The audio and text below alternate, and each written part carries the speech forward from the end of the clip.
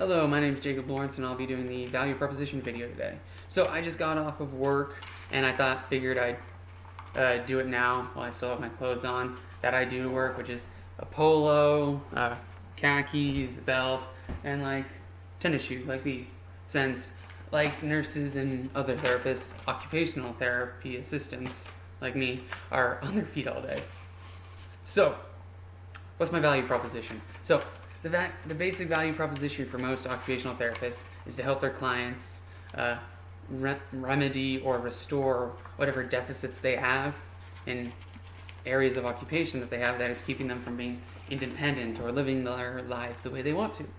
And my personal spin-off of this to tack on is that I just got out of school and I'm new to the profession, so I'll know some of the new techniques and strategies to use to work with patients for treatment notes, taking them, that sort of thing, since the medical field is always evolving and occupational therapy is no different.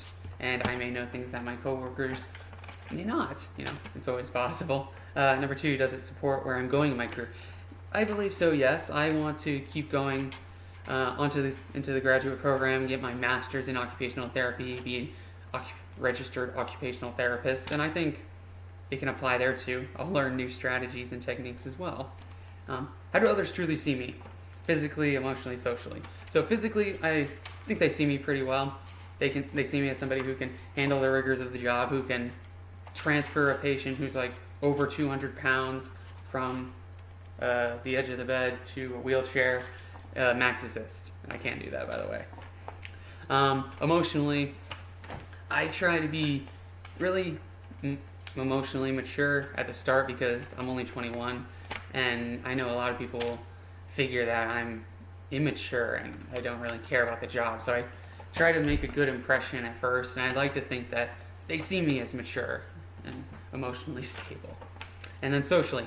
Socially, we have to talk about I talk with a lot of patients and other team members, and with patients especially, I have to sometimes convince them to come to treatment or do this or that, and you can't always just demand they do it.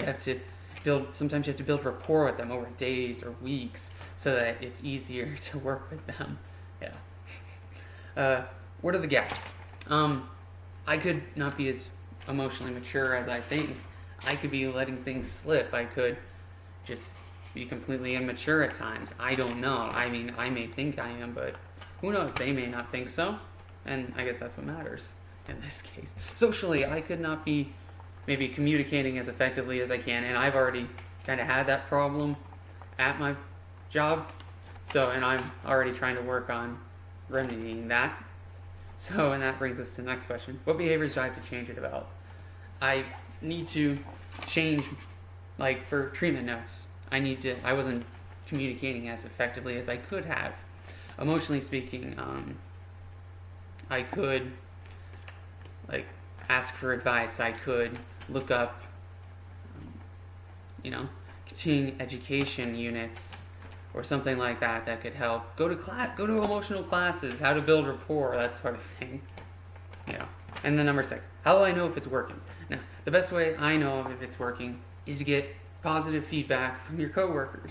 Like, if I go in tomorrow to work and I ask them, how am I doing emotionally? How am I doing with the patients, with treatment notes? And they give me some feedback, and then I work on it. And I go to one of those classes on emotional maturity or how to talk to people, how to get them to work with you. And then a month later, I go back to my coworkers and say, how am I doing now? And they can say, you're doing great, you're doing better. Or they could say, you're doing great, but here's another thing you can work on, blah, blah, blah.